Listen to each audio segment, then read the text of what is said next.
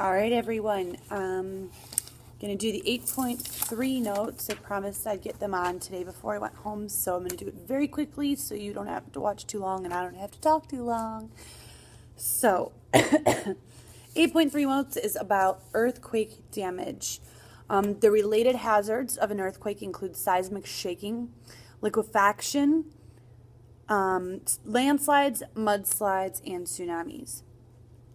So we'll talk first about seismic shaking. On a brick building, seismic shaking is going to cause it to collapse. On a wood building, the shaking is going to cause it to be removed or jolted off of the foundation. Location in reference to epicenter, I wrote down close. So the closer to the epicenter, the worse the shaking is going to be.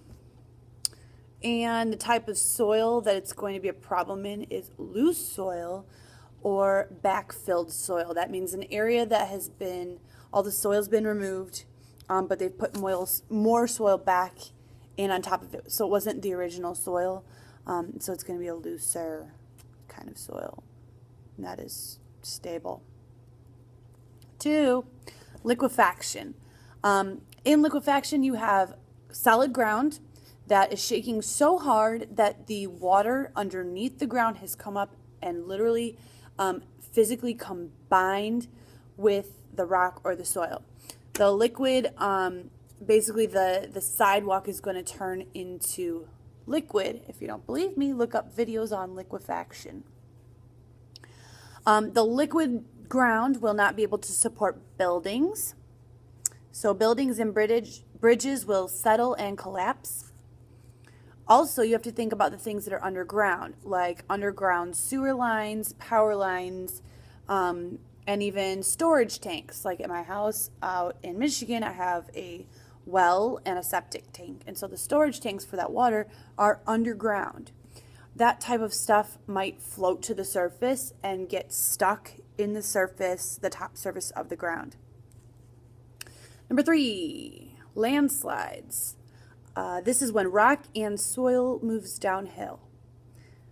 As it sounds, a mudslide is when soil and water move downhill. So you have literally mud flowing quickly down a hill. That can result from an earthquake.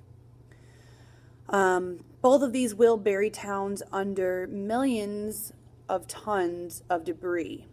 Something else that can bury a town under debris is a tsunami. Do not mix up a tsunami with a tidal wave. I will never say that word again. I promise. Tsunami is a wave formed when the ocean floor shifts during an earthquake. So earthquakes don't always happen on land. A lot of times they happen in the ocean. So if an earthquake happens in the ocean and it's going to cause, like, here's the ocean floor, and so a piece of the ocean floor is going to go pop. When it does that, the water is displaced, so the water gets pushed up. And that's not that big of an effect in the middle of the ocean. Like if you were on the cruise ship in the middle of the ocean, you wouldn't feel that. But as it gets closer to shore, the shoreline becomes more and more shallow. So when the big ocean is really deep, and if the bottom of the ocean goes pop, nobody would feel it out there. But as it gets to shore, which is only this deep, now you've got a wall of water that has been moved, and it is just rushing inland. Okay, I promised I'd go fast. Reducing earthquake damage. Our first thing we have to do is preventative measures. Now, we can't really prevent earthquakes because we can't even predict them. But what can we do to find out if we're at risk? First, we can study historical records. We can measure the uplift, subsidence, and strain in the rocks near active faults. We can study seismic gaps. These are places along a fault which have had no earthquake activity for a really long time. So a gap in activity. Such as California, the last big one there was in 1989. And since then we haven't had anything. So are we due? We're kind of overdue. We're going to monitor fault movements. So everywhere we know we have a fault, we're going to monitor for movement there. We're going to measure water levels. We're going to measure well pressure, radon gas emissions, and changes in rock properties. I went through those fast. Pause this video and rewind it so you can go through those slowly. All right. Lastly, have efforts at short-term prediction of earthquakes been successful yet? I just answered that.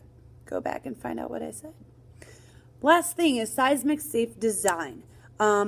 Buildings in seismic zones such as California along the San Andreas Fault and much of the coastal areas of every continent are forced to use rubber and steel in the construction of their foundations and their tall buildings.